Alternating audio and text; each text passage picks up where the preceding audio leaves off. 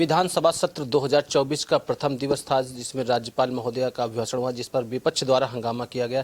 Sir, विषय पर बात कर ले मेरे साथ उत्तर प्रदेश सरकार के कैबिनेट मंत्री सुब्रत साहू जी। मंत्री जी, आज पहला सत्र था, क्या कुछ कहेंगे? माननीय महोदय राज्यपाल का अभिभाषण हुआ, उस पर विपक्ष द्वारा हंगामा किया।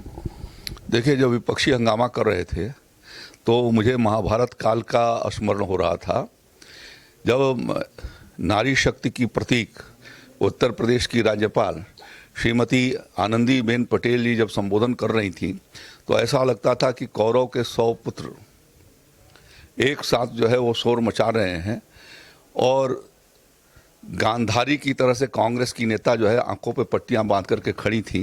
तो आज वही दृश्य मुझे स्मरण हो रहा था। इन सब का पराजय होना है, जनता ने इनको खुद जो है वो गो बैक कर दिया है, उसके बावजूद भी ये सुधर नहीं रहे हैं। संसदीय परंपरा ये है कि हमको राज्यपाल जी के भाषण को सुनना चाहिए और सरकार की जो उपलब्धियां हैं उसका उल्लेख महामहिम राज्यपाल अपने भाषण में करते हैं और उसके आधार पर जब आगे उन पर चर्चा होगी तो उसके ऊपर वो आलोचना कर सकते हैं।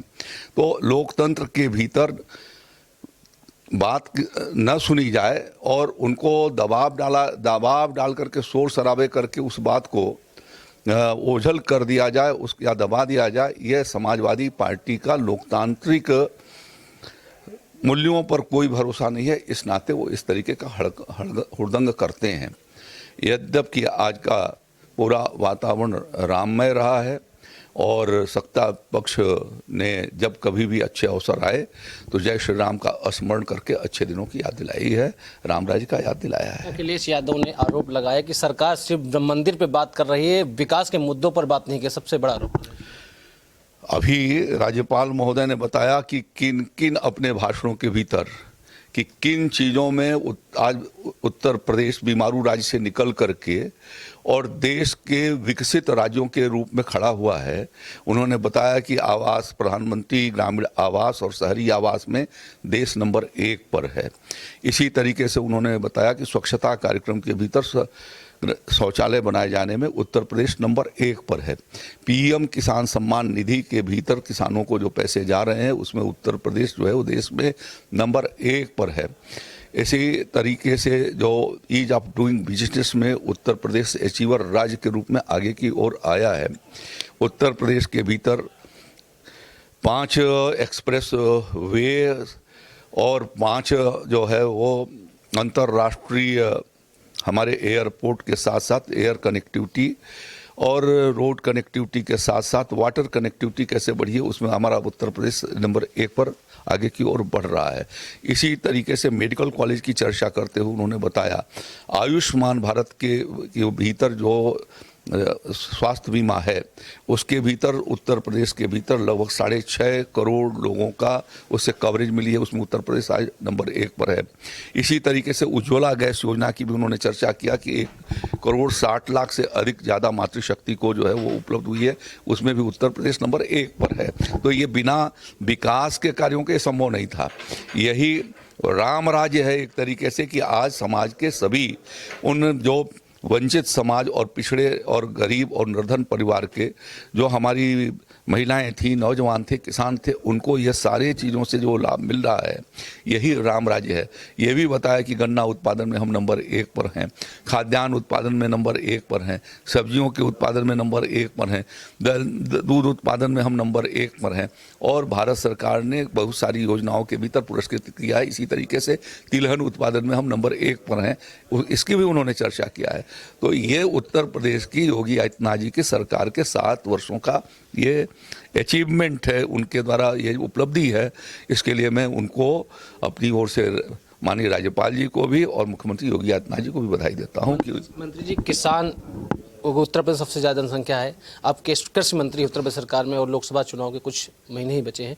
इस बजट में क्या किसानों के लिए क्या कुछ खास लेके आ पा रहे हैं जिससे किसान को? बजट जब आएगा तो आपके सामने होगा। बजट के पहले उसकी गोपनीयता को समाचार पत्रों के माध्यम से नहीं रखा जा सकता, ये आप जानते हैं।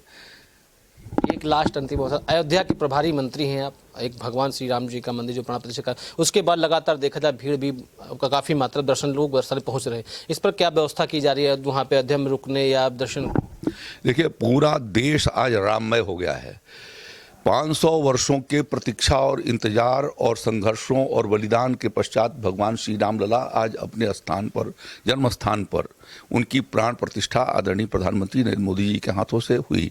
पूरा देश जो है वो श्रद्धा से नत है और लोगों में उत्साह है, और इसलिए राम भक्त जो है वो देश के कोने कोने से बड़ी संख्या में वहाँ पर आ रहे हैं। और योगी आदित्यनाथ जी की सरकार ने उनको रहने ठहरने की भी एक अच्छे तरीके से वहाँ पर व्यवस्था कराई है। अयोध्या की आज सड़कें जो है वो 4 लेन 6 लेन के भीतर कन्वर्ट की जा चुकी हैं। अच्छी अच्छी सड़कें जब आप जाएंगे तो वहाँ पर धर्म पथ आपको मिलेगा, वहाँ राम पथ मिलेगा, वहाँ भक्ति पथ मिलेगा, राम जन्मभूमि पथ मिलेगा। तो ये सारे पथ जो है वो त्रेता युग का स्मरण करा रहे हैं। आज हमारी गवर्नर साहिबा ने अपने उसमें बोला कि मल्टी लेयर पार्किंग की फैसिलिटी और साथ साथ में रैन बसेरे वहाँ पर बनाए गए हैं। आज अयोध्या में हम लोगों ने टेंट सिटी के भीतर लगभग 35,000 लोगों के रहने की वहाँ पर व्यवस्था कर रखी है, जिससे किसी प्रकार की कठिनाई नहीं होगा। तीर्थ क्षेत्र ने भी अपने यहाँ 10 से लेकर के 12,000 लोगों के रहने की व्यवस्था किया है।